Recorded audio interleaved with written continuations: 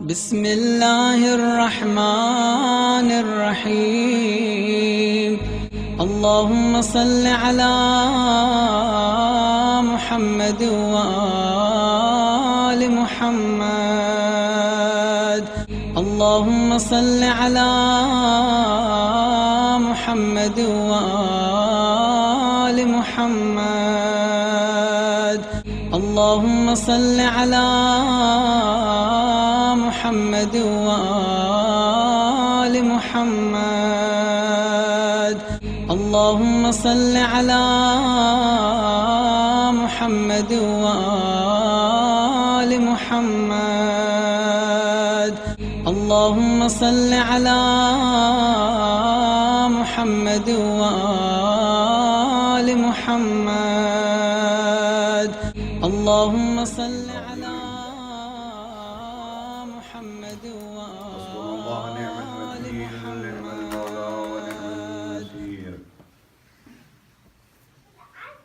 أعوذ بالله من الشيطان اللعين الرجيم.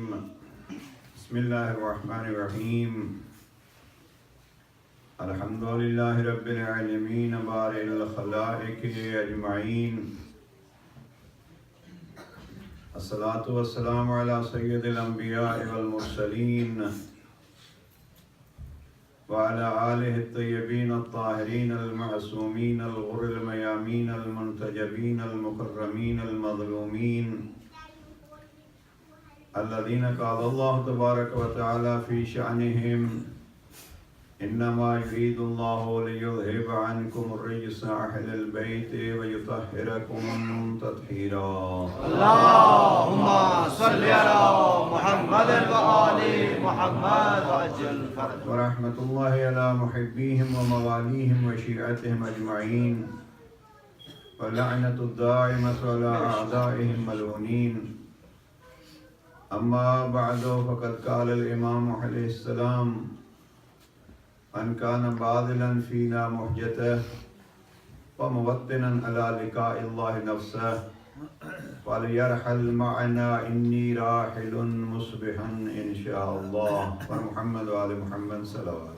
اللهم صل على محمد وآل محمد وعجل فرج. عشر محرم کی مجالس شب عاشور حقیقت میں اس کا اختتام اور خلاصہ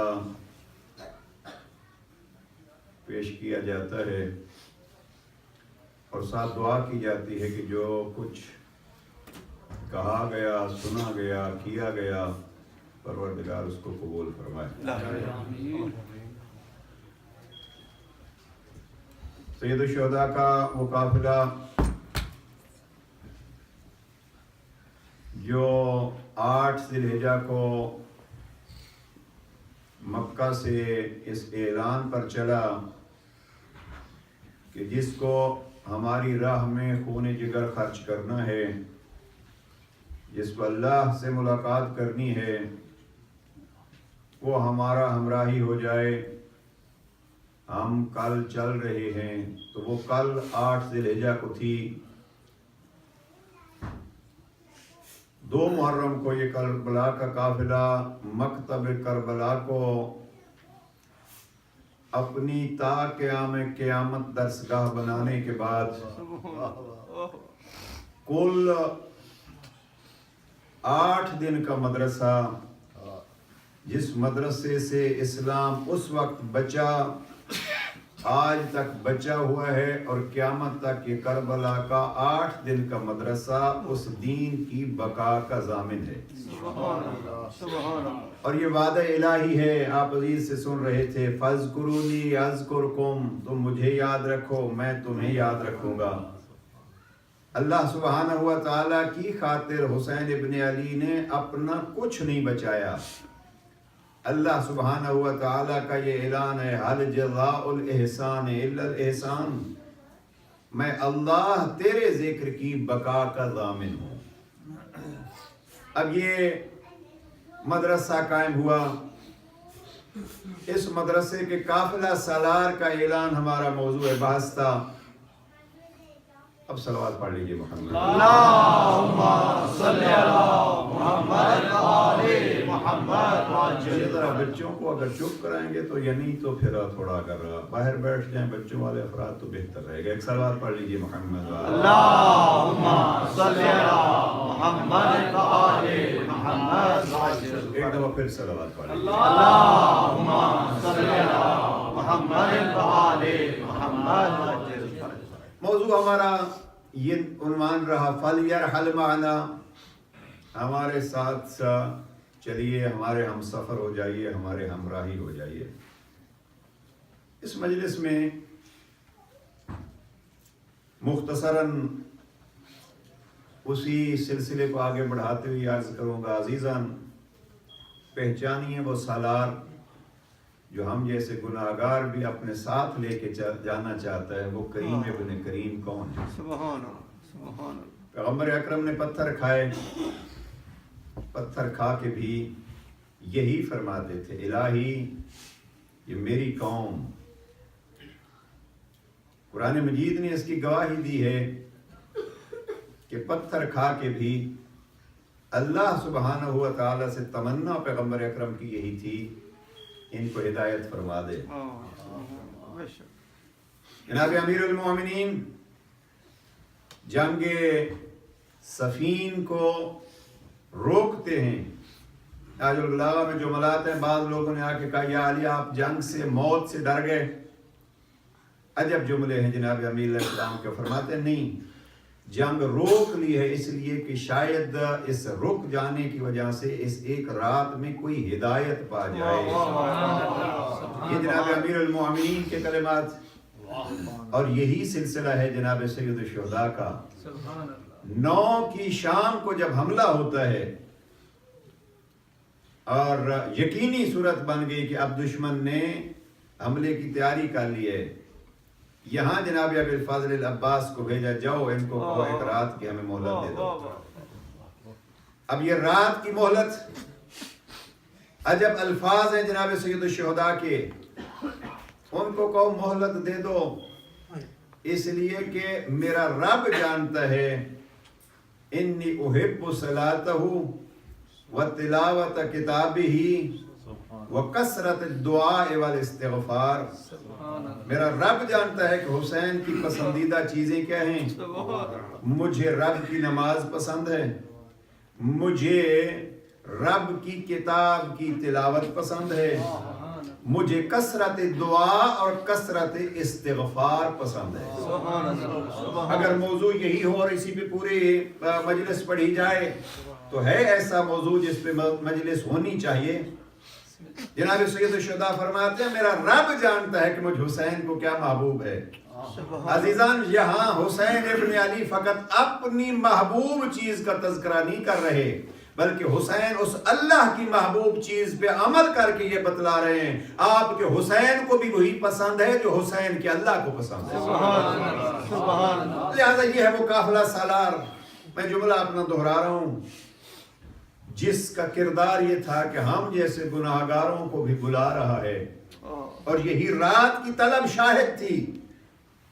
بعض بزرگان نے یہ لکھا ہے،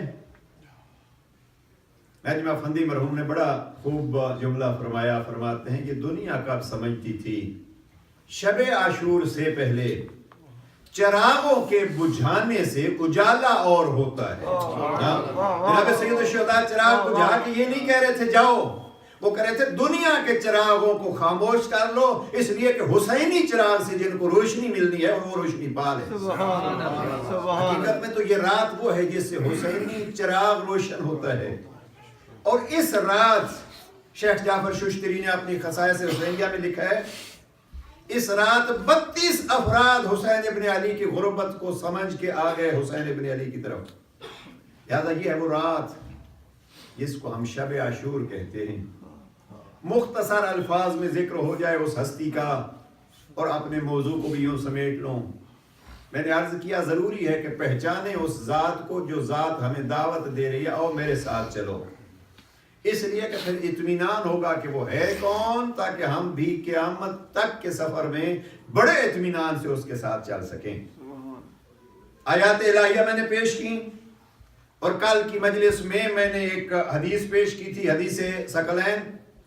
آج انتہائی اختصار کے ساتھ حدیث سفینہ آپ حضرات میں سے اکثر نے سنا ہوگا، عجیب حدیث ہے حدیث سفینہ۔ 6 معصوم اماموں نے اس حدیث کو نقل کیا ہے۔ سبحان اللہ۔ جناب امیر علیہ السلام فرماتے ہیں میں نے پیغمبر اکرم سے سنا۔ جناب حسن مجتبی فرماتے ہیں میں نے نانا سے سنا۔ چوتھے امام فرماتے ہیں میں نے اپنے آبا سے سنا کہ پیغمبر نے فرمایا۔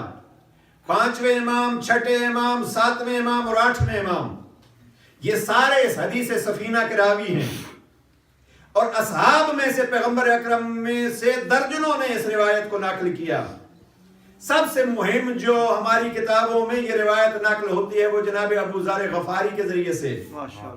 جناب ابو ذر غفاری اس کے راوی ہیں، جناب مقداد اس کے راوی ہیں، عبداللہ ابن عباس راوی ہیں، لیکن جس انداز سے جناب ابو ذر نے روایت نقل کی، بیت اللہ کے دروازے کے دونوں چوکھٹوں پہ ہاتھ رکھ کے، وہ صحابی رسول جس کے لیے رسول فرماتے ہیں آسمان نے کسی پر سایہ نہیں کیا جو ابو ذر سے زیادہ سچا ہو۔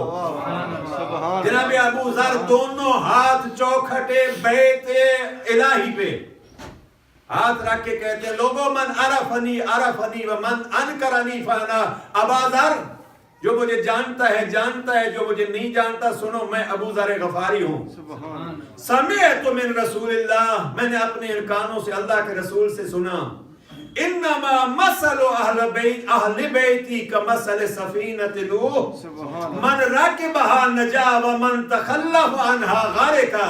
پیغمبر اکرم فرماتے ہیں بس میری اہل بیت کشتی نوح کی مانند ہے، جو اس میں سوار ہو گیا نجات پا گیا، جس نے اس کی مخالفت کی وہ غرق ہو گیا۔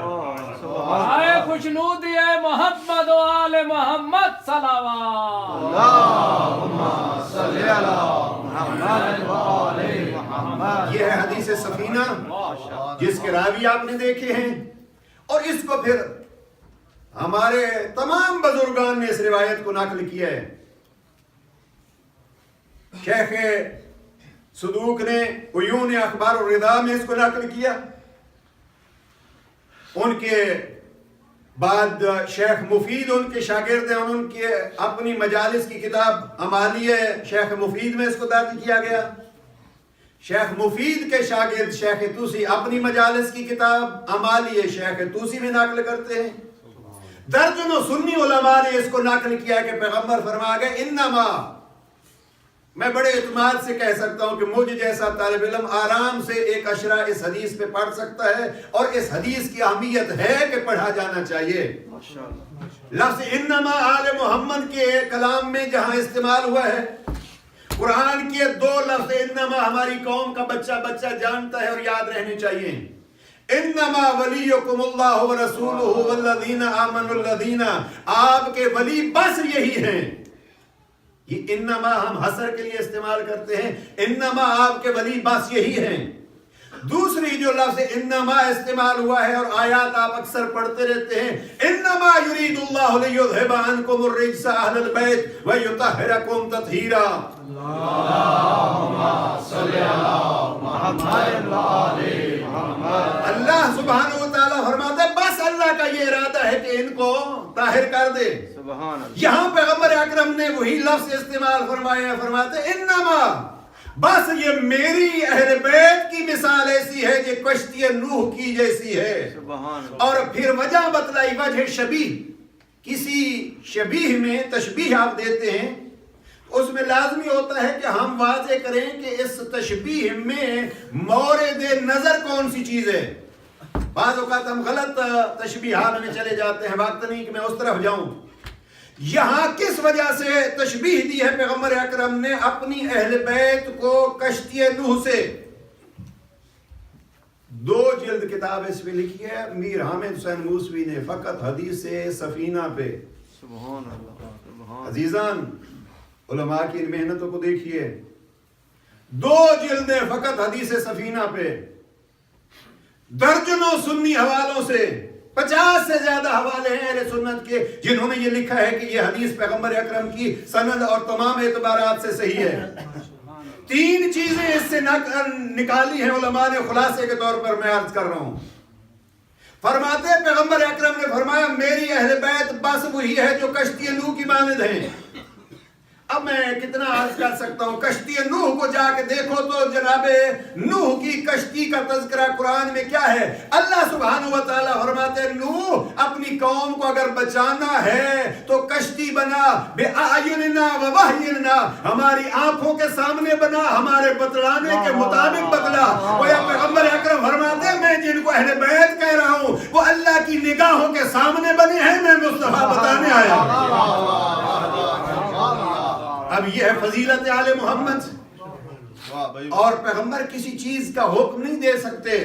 آپ وہاں جاؤ، آپ اس گاڑی پہ بیٹھ جاؤ، آپ اس سواری کے سوار ہو جاؤ، اور اس سواری تک جب مکمل اعتماد نہ ہو کہ یہ مقصد تک پہنچائے گی تو وہ کوئی معصوم حکم ہی نہیں دے سکتا.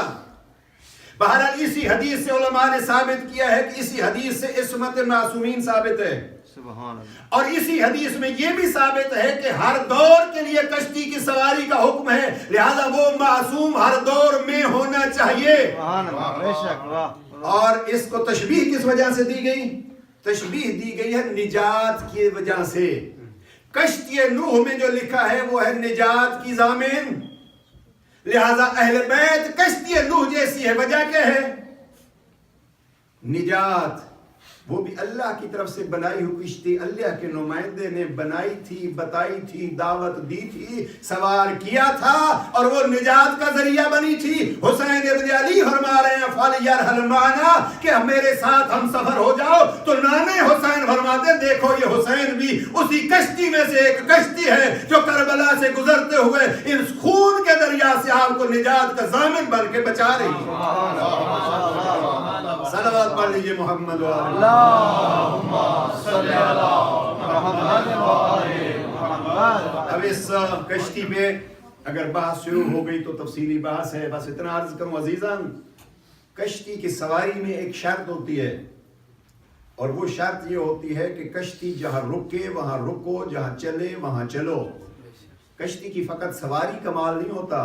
پہلے تو یہ ہے کہ ہم اگر دریا کے کنارے پہ کھڑے ہو کے 100 نعرہ لگا لیں کشتی زندہ باد. آپ مجھے بتلائیے کشتی زندہ باد اگر بچاتی تو نوح کے بیٹے کو بچا گئی ہوتی. اس نے بھی یہ کہا تھا کہ میں ان پہاڑوں کی چوٹیوں پہ بچ جائیں گا. نہیں، اگر اولاد نوح یا زوجہ نوح بھی بچتی ہے تو بچتی تب ہے جب کشتی نوح پہ سوار ہوگی. پیغمبر اکرم کے ساتھ جس کا جو جی چاہے رشتہ بناتے جاؤ، لیکن یاد رکھو اگر بچیں گے تو وہ جو کشتی نوح میں سوار ہوگی.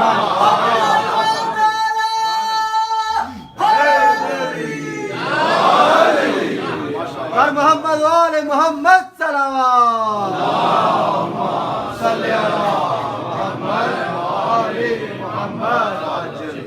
لہذا جہاں رکتی ہے وہاں رکو، جہاں چلتی ہے وہاں چلو. نجات اس کو ملے گی جو اس کا سوار ہوگا.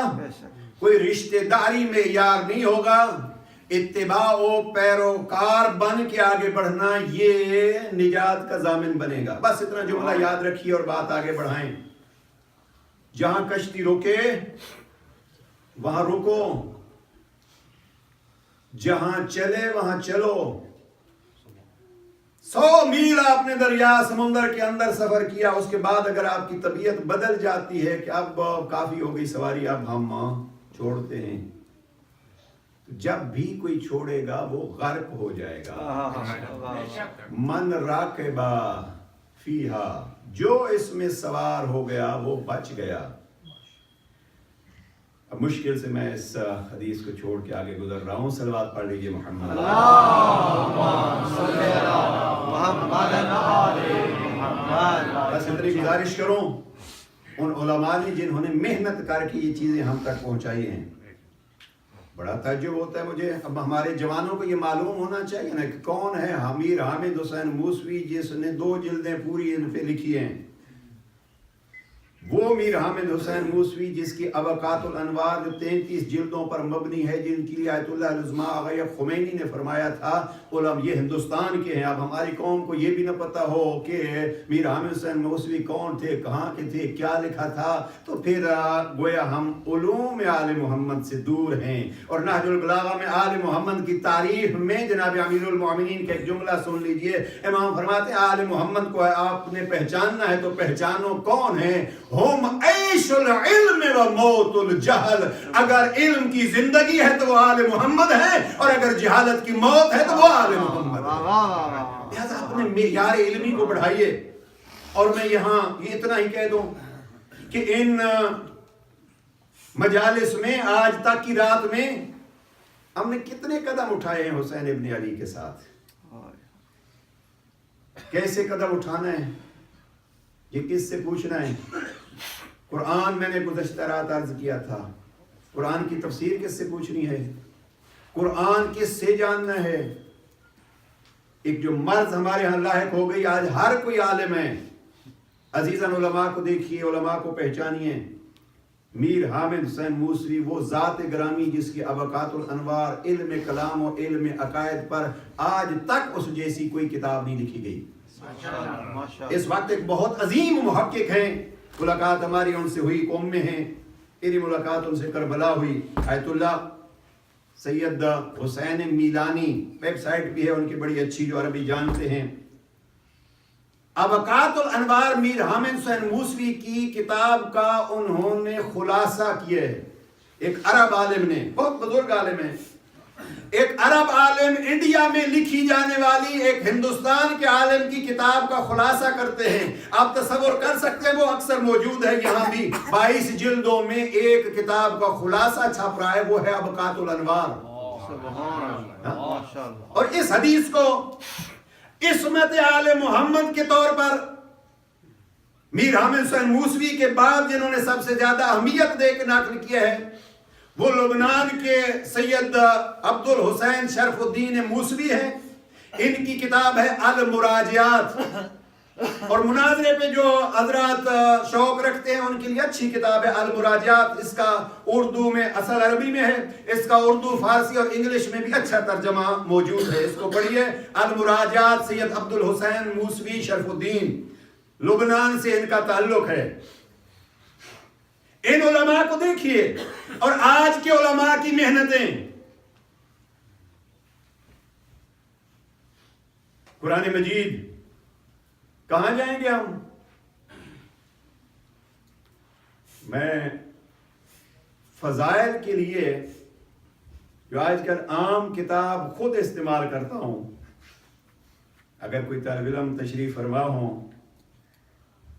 فضائل کے لیے میں جو آج کل زیادہ کتاب استعمال کرتا ہوں وہ ہمارے اپنے استاد محترم آیت اللہ العظمیٰ آغی عبداللہ جوادی عاملی کی کتاب ہے ادب فنائے مقربان۔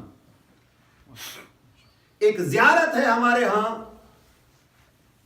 امام علی النقی علیہ السلام کے پاس ایک شخص آتا ہے اور آ کے عرض کرتا ہے فرزند رسول کوئی ایسی زیارت ہمیں بتلاؤ کہ ہم جہاں جائیں، جس معصوم کے مزار پہ جائیں وہ زیارت پڑھ کرتے ہیں۔ امام دوم نے اس شخص کے سوال کے جواب میں زیارت بتلائی، اس کو مفاتیح الجنان نے بھی لکھا ہے، باقی کتابوں میں بھی لکھا ہے، نام ہے اس کا زیارت جامع کبیرہ۔ بزرگ علماء نے، درجنوں علماء نے اس زیارت کی پھر شرح فرمائی ہے۔ استاد محترم آیت اللہ جوادی عاملی فرماتے ہیں اگر فضائل پہ بہترین کوئی نسخہ ہے تو یہ زیارت جامع کبیرہ ہے۔ میرے موضوع میں تھا کہ اگر پہنچ سکوں گا تو عرض کروں گا، جناب امام علی النقی علیہ السلام نے میرا موضوع کیا ہے فَلْيَرْحَلْ مَعْنَا، اس معنی کے ضمن میں جناب امام علی النقی علیہ السلام فرماتے ہیں جس مزار پہ بھی جاؤ اس مزار پہ جا کے سلام کرو اور یوں سلام کرو السلام علیکم انا معکم معکم لا مع عدوکم، میں آپ کے ساتھ ہوں، آپ کے ساتھ ہوں، آپ کے دشمنوں کے ساتھ نہیں ہوں۔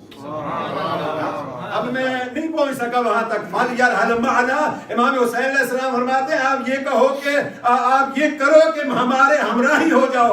امام فرماتے ہیں امام پہ سلام میں یہ وعدہ کرو کہ معکم لا مع عدوکم. ہم آپ کے ساتھ ہیں, آپ کے ساتھ ہیں, آپ کے دشمنوں کے ساتھ نہیں ہیں. اب اس ایک سنٹنس میں 3 دفعہ لفظ مع استعمال ہوا ہے.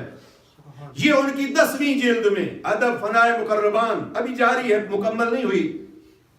اب یہ 10ویں جلد میرے پاس 9 ہے, اس میں سے 10ویں ابھی تک نہیں پہنچی. یہ 10ویں جلد میں جو انہوں نے لکھا ہے چھپ چکی ہے. قرآن مجید کہاں سے سیکھیں گے؟ میں نے 1984 میں بسم اللہ سے آغا جوادی عاملی کے ساتھ تفسیر شروع کی. 7 سال ہم قوم میں رہے. ہر روز 11 سے 12 یعنی ہفتے میں 5 دن جو حوضے کے دروس ہوتے ہیں, ہفتے میں 5 درس ہوتے تھے, ہر روز 1 گھنٹہ. 1984 کی بات کر رہا ہوں. محرم سے پہلے چھٹیوں میں جو درس جاری تھا وہ سورہ تغابن پہ ابھی پہنچے ہیں. ابھی تک قرآن کے آدھے حصے تک پہنچے ہیں. سورہ نحل کی قرآن مجید کے 16ویں سورے تک کی آیات کی تفسیر پرنٹ ہو چکی ہے. 45 جلدیں تسنیم نام سے چھپ چکی ہیں. جس رفتار سے یہ پرنٹنگ اور یہ تفسیر جاری ہے, یہ 80 جلدیں کہا جا رہا ہے کہ 80 سے 90 کے درمیان جلدیں بنیں گے ایک تفسیر کی, جس کو کہتے ہیں تفسیر تسنیم. اور وہ ہستی ابھی بھی آپ کے درمیان موجود ہے. صلوات پڑھ لیجئے محمد.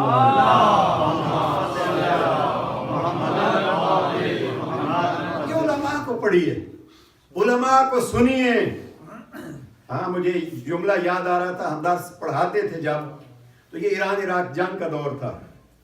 آپ کو یاد ہوگا بعض جوانوں کو کہ آیت اللہ خمینی نے اس وقت گورباچوف کی طرف ایک خط لکھا تھا, اور اس خط میں 4 افراد تھے. ایک روحانی شخصیت, ایک عالم دین جو خمینی کا نمائندہ بن کے گورباچوف کو یہ خط سنانے گئے تھے, وہ آیت اللہ جوادی عاملی تھے.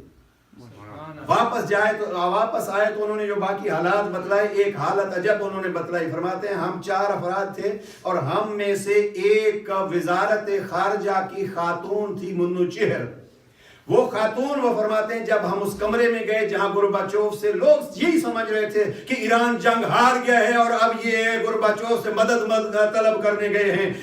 خمینی وہ شخصیت ہے جس نے اپنے ہر بیان میں فرمایا اگر کوئی دنیا جاننا چاہتی ہے کہ یہ اتنے ہزاروں سال کی ایران کی شہنشاہیت کو اور ان فوجوں کو, امریکوں کے پٹھوں کو اگر کسی نے ہرایا ہے تو میں خمینی طاقت بتلاتا ہوں. فرماتے ہیں یہ محرم اور صفر کی طاقت ہے جس میں سارے زمانے کے دشمن کو ہم نے شکست دی ہے.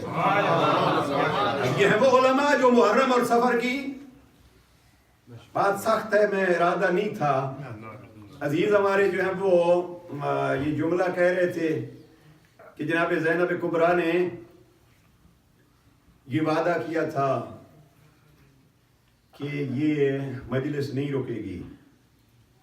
اب حالت ہماری یہ ہے کہ میں اکثر کہا کرتا ہوں, نہ دھماکے نہ بندوقیں کچھ بھی مجلس نہیں روک سکی.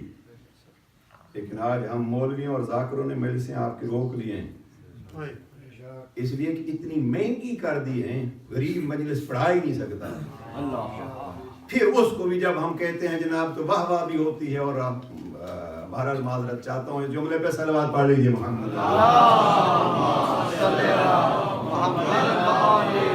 برائے صحت و سلامتی علماء حق بلند تر صلوات.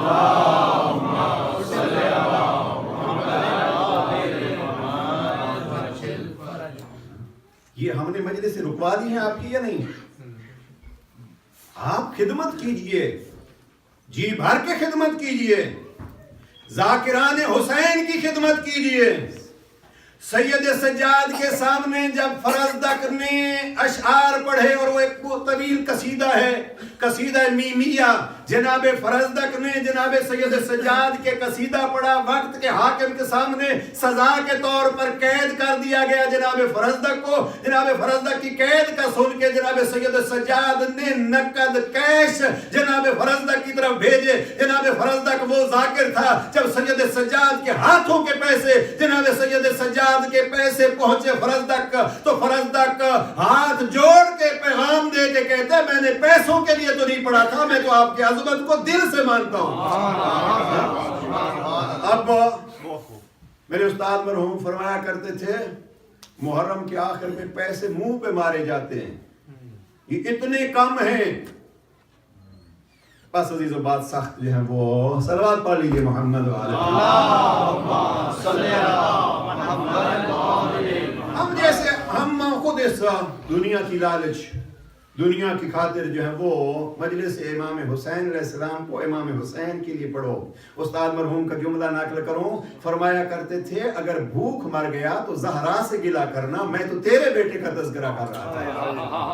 اور وہ فرمایا کرتے تھے مومنین کو آپ حسین کے نام پہ دو، ذاکر کو اور پڑھنے والے کو دو، امام بارگاہوں کے لیے دو، اگر کمی آ گئی تو بھی آپ کہنا میں نے تو جناب زہرا کو کہ ہم نے تو آپ کی راہ میں خرچ کیا تھا، یہ کم کیوں ہو گیا؟ عقیدے میں بات اور زبان پہ اتنا، اور پھر عمل میں صلوات پڑھ لیجئے محمد و آل محمد۔ اللہم صلی علی محمد و آل محمد۔ بس عزیزو، تذکرہ یہ چاہ رہا تھا، جوان اکثریت جوانوں کی ہے۔ آئیے شب عاشور دیکھیں، کل پرسوں ایک بزرگ 90 سال فون پہ پاکستان بات ہو رہی تھی، میں نے کہا کچھ ذکر حسین سناؤ۔ بڑھاپا اتنا کہ مجھے 2-3 بند پنجابی میں سنائے، اور پھر کہنے لگے کہ ابھی سانس ساتھ نہیں دیتی۔ تو انہوں نے ایک جملہ کہا جو میں نے اپنے موضوع کے لیے نوٹ کر لیا۔ وہ جملہ یہ تھا، حسین زخموں سے چور ہو کے یہ کہتے ہیں مجھے اپنے زخموں کا ارمان تو نہیں ہے، میں اس قافلے کو ان زخموں کے باوجود آگے لے جانا چاہتا ہوں۔ ارمان مجھے یہ ہے میرے ساتھ اس قافلے کے ساتھ وہ بھی شامل ہیں جن کے پردے کو آسمان نے بھی نہیں دیکھا۔ یہاں سے دیکھیے حسین ابن علی جو کہتے ہیں فَلْيَرْحَلْ مَعَنَا، کس کس کو ساتھ لے کے چلے۔ بس شب عاشور، الہی ہم گناہگار دعوے دار تو ہیں،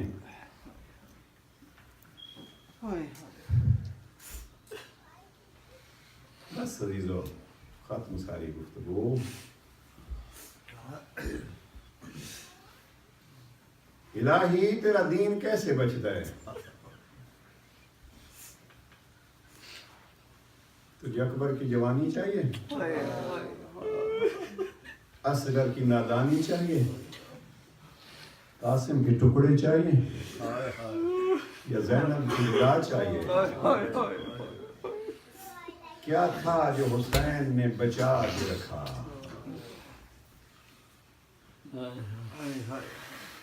آج مجھے چند جملے کہنے ہیں جناب علی اکبر کی شہادت کے۔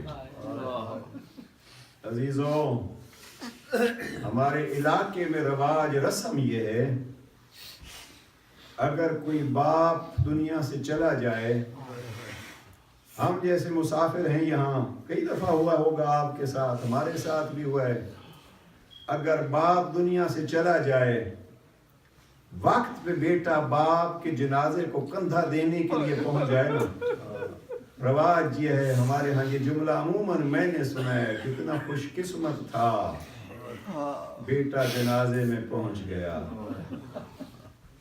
اور عزیزو، اگر کسی جوان کی میت کو بوڑھا باپ کندھا دے، ہماری زبان میں کہا جاتا ہے کتنا بدقسمت تھا۔ میں یہ تو نہیں کہتا وہ کربلا کا سالار قافلہ دین الہی کو گویا کہہ رہے، اللہ تیرا دین اگر اکبر کے برچھی سے بچتا ہے، میرا اکبر حاضر ہے۔ میں یہاں یہی کہوں گا، حسین علی اکبر کو کیا سمجھتے ہو؟ کیا ہے آپ کا علی اکبر؟ خود کہا میرا اکبر شکل میں، اخلاق میں، گفتار میں شبیہ نبی ہے۔ ہاں آپ نے شبیہیں سجائی ہوئی ہیں، اللہ ان کندھوں کو سلامت رکھے جو ان شبیہوں کو کندھا دے کے یہاں پہنچاتے ہیں۔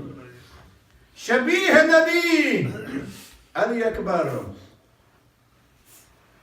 شکل میں شبیہ، اخلاق میں شبیہ، بولنے میں شبیہ۔ اہل سنت کے مشہور عالم گزرے ہیں پیر آف گولڈا شریف، ان کا یہ جملہ ہے، وہ کہتے تھے جب اشقیاء کی فوج کے سامنے علی اکبر آئے نا تو اس میں بہت سارے افراد ایسے تھے جنہوں نے پیغمبر کو دیکھا تھا، وہ کہنے لگے عمر سعد ہم تو حسین سے لڑنے آئے تھے، مصطفیٰ سے لڑنے تو نہیں آئے تھے، ہم حسین سے لڑنے آئے تھے، ہم مصطفیٰ سے لڑنے تو نہیں آئے۔ اب جس کے بارے میں دشمن یہ کہے اس کی ماں سے پوچھو اکبر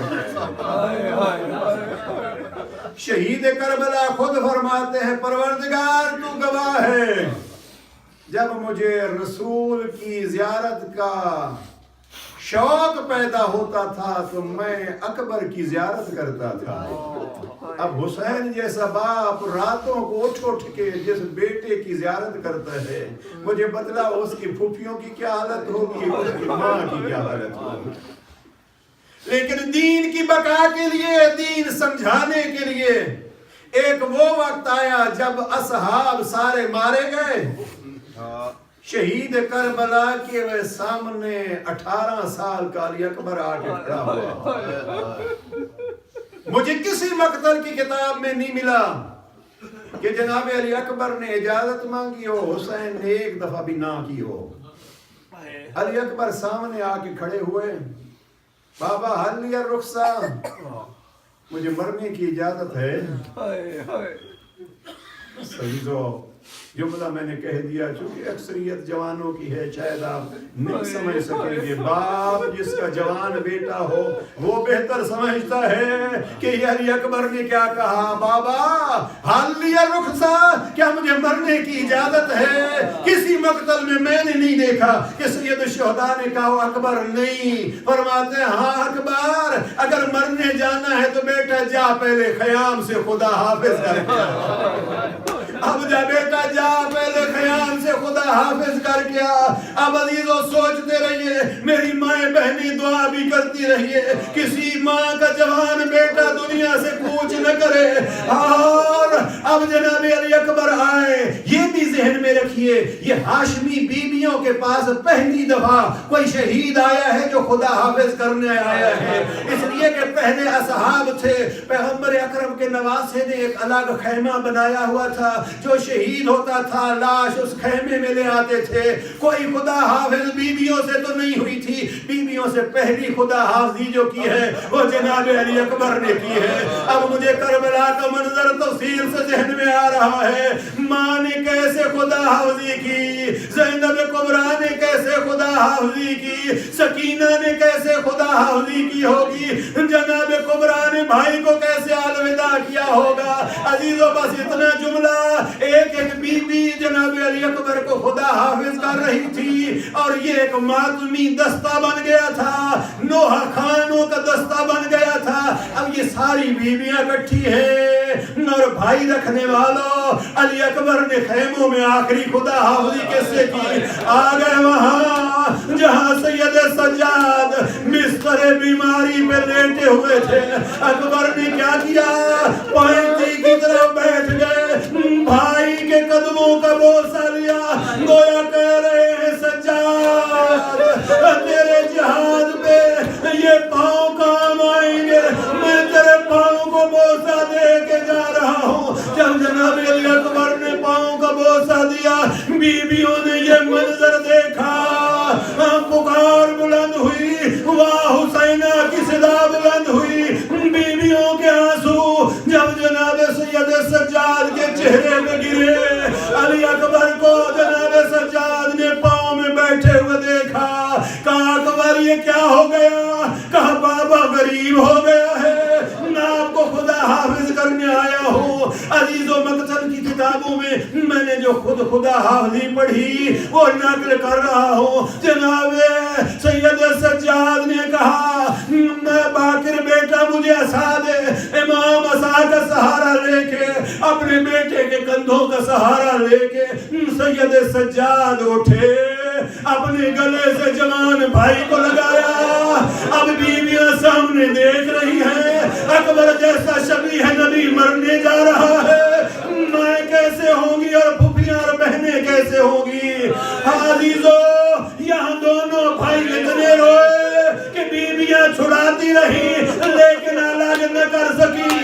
شہید کربلا نے جب دیکھا نا کہ اکبر کو دیر ہو گئی ہے, اکبر کو دیر ہو گئی ہے, امام خیمے میں آئے, ایک درد بھرا جملہ کہا بس علی اکبر بس بیٹا, بس سجاد بس بیٹا. یہ جملہ جو کہا با اے میری اپنی قسمت کہ آج یوں بھائی بکھر رہے. حضرت اللہ جناب علی اکبر چلے. اگر بہنوں کے لیے جملہ کہوں کہ چلے جناب علی اکبر, بیویاں خدا حافظ گھوڑے پہ سوار ہوئے.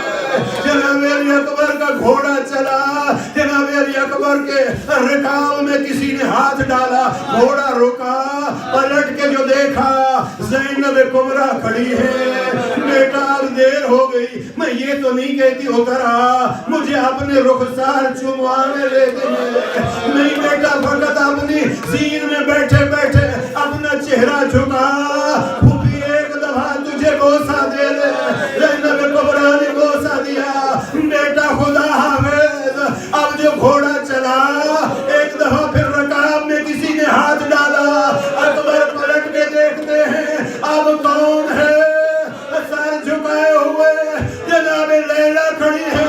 اکبر جب ہم آئیں گے تو پتہ نہیں ہم رخسار چوم سکیں گے یا نہیں. اکبر جاتے ہوئے رخسار چوم لینے دے.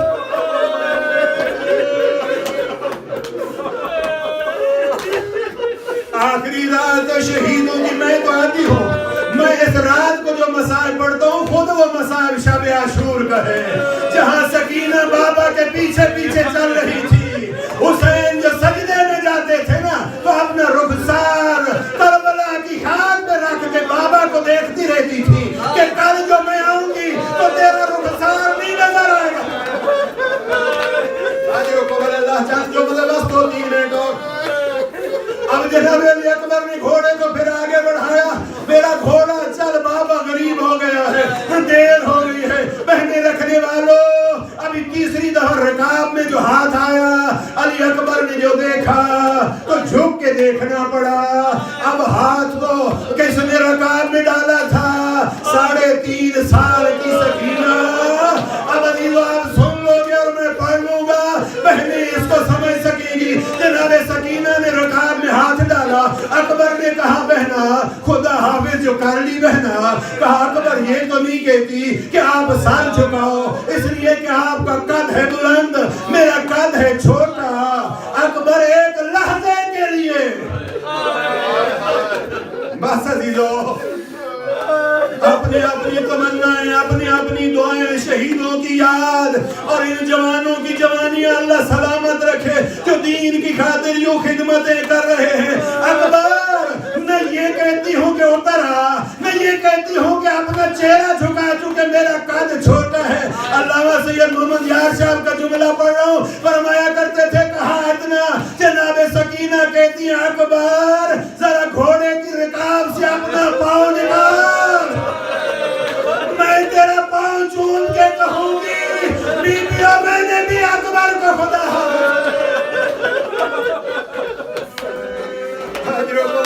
شہادت نہیں پڑھ سکوں گا. بس عزیزو اب میں اتنا کہوں گا اے کربلا کے خلیل, اے کربلا کے یعقوب تیرے صبر پہ قربان. اور میں کہوں گا اے جناب یعقوب تیرا یوسف گم ہوا تھا, ہم نے آنکھیں رو رو کے سفید کر لی تھی. میں کہوں گا اے جناب خلیل جب جناب اسماعیل کو ذبح کرنے لگے تھے تو آنکھوں پہ پٹی باندھ سننی پڑی. ایک جملہ کہا تھا جناب اسماعیل نے, بابا میرا قمیض اتار لے. کیوں اسماعیل؟ اس لیے کہ میرا قمیض میری شہادت اور میرے مرنے کے بعد میری ماں کو دے دینا. ماں قمیض کے ذریعے سے تسلی میں رہے گی. اور بابا اپنا لباس خونی نہ ہونے دینا, اس لیے کہ کہیں میری ماں سمجھ نہ جائے کہ اسماعیل ذبح ہو گیا. اے خلیل کربلا تیرے صبر پہ قربان. بس ختم کر رہا ہوں عزیزوں, اس سے زیادہ طاقت نہیں ہے. جوانوں آپ کی جوانیاں سلامت. میں پھر کہوں گا خلیل خدا کربلا میں, اے جناب یعقوب کربلا میں. اب علی اکبر کھڑے ہیں, بابا خدا حافظ, اکبر خدا حافظ. لیکن جتنا بھی صابر تھا نا حسین, آگے اکبر چلے پیچھے حسین, آگے اکبر چلے پیچھے حسین. بیٹا پلٹ کے دیکھتا جا. اب گئے اکبر جنگ کی. آپ ایک برچی سنتے رہتے ہیں, بس وہ پڑھتا ہوں اور ختم. عزیزو مقتل کی ایک کتاب کو دیکھ کے جناب علی اکبر علی کا لاڈلا تھا, علی کا پوتا تھا. جنگ کی جب جنگ کرتے کرتے پیاس نے نڈھال کر دیا نا, پلٹ کے آیا, بابا پیاس نے مجھے کمزور کر دیا ہے. آپ کو معلوم ہے علی کا بیٹا محمد حنفیہ صفین کی جنگ میں جب 3 حملے کر کے پلٹے تھے نا, جناب علی خود مشکیزہ اٹھا کے آگے بڑھے تھے.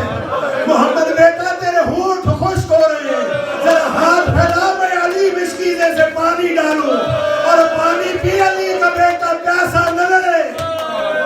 اور میں نے خود دیکھا ہے جب جناب علی نے بیٹے کو پانی پلا لیا تو ابھی تک مشکیزے میں پانی تھا. علی نے مشکیزے کا دہان کھولا, محمد حنفیہ کی زرہ پہ ڈالا. بیٹا تیری زرہ جنگ سے گرم ہو گئی ہوگی. میں کہوں اے علی آؤ کربلا میں. حسین کے پاس بیٹا آیا کھڑا ہے اور کہتا بابا حالی شربت من ماء, کوئی پانی کا قطرہ ہے کہ میں پی کے جان جاؤں. آدرکم اللہ سوائے غم حسین کے بابا حالی شربت من الماء. دوبارہ گئے اور جناب علی اکبر نے جنگ کی. آپ سنتے رہتے ہیں کہ سامنے سے ایک ظالم نے برچھی کا وار کیا. نہیں عزیزو, علی کا بیٹا سامنے کوئی نہیں آ سکتا تھا. میں بڑے اتفاق کے ساتھ اور اپنی تحقیق کے ساتھ یہ جملہ پڑھ رہا ہوں. جناب علی اکبر جنگ کر رہے تھے, سامنے کوئی نہیں آ سکا. ایک ظالم پیچھے سے چھپ کے آیا, اس نے اکبر کی پشت پہ نیزہ مارا. شیخ مفید لکھتے ہیں یہ نیزہ سینے کی طرف سے نکل آیا.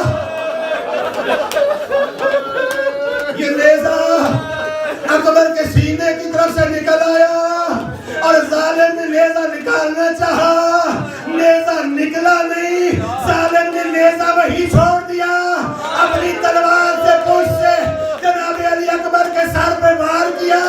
یہ وہ تلوار تھی جس سے علی اپنے گھوڑے کے گردن میں بازو ڈال لیے. اور بابا کی غربت معلوم تھی, نہیں بلایا مدد کے لیے. کہا بابا میری طرف سے خدا حافظ.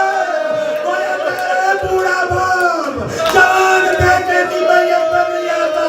بابا نانا مجھے نانا نے حوض کوثر کا پانی پلا. حسین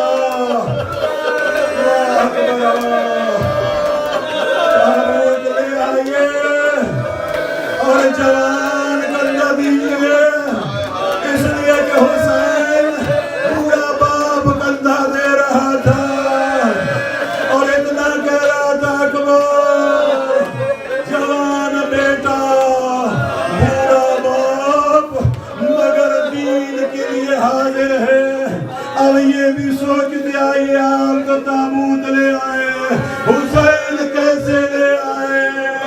لائے اپنے بچوں کو بلا لیا. اے ہاشمی بچوں آؤ, मैयत नहीं उठाई जाती, मुझे अकबर की मैयत उठाओ। वाह हुसैना,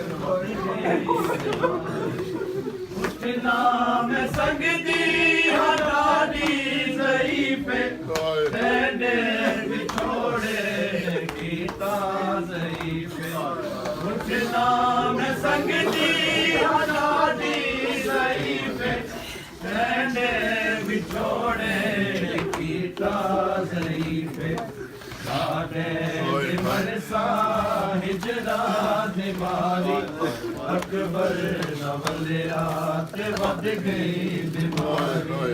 मैं ते कुरोसा मयत मैं डिरोसी, बल के आयो कबर मैं डिरोसी। मैं ते कुरोसा मयत मैं डिरोसी, बल के आयो कबर मैं डिरोसी। बीमार रोंदी रही जिंदगी सारी, अकबर न बलिया ते वध गई बीमारी। हर वेल रोवे दर्दां दी मारी, अकबर न बलिया ते वध गई बीमारी। वादे ते अकबर ना उठ तू लहाया, लई देंदी रावा बल के न आया। वादे ते अकबर ना उठ तू लहाया, लई देंदी रावा बल के न आया। मैयत बिछाया आबिद मुहारी, अकबर न बलिया ते वध गई बीमारी। वसल्लल्लाहु अला मुहम्मद व आलिहि अत्ताहिरीन।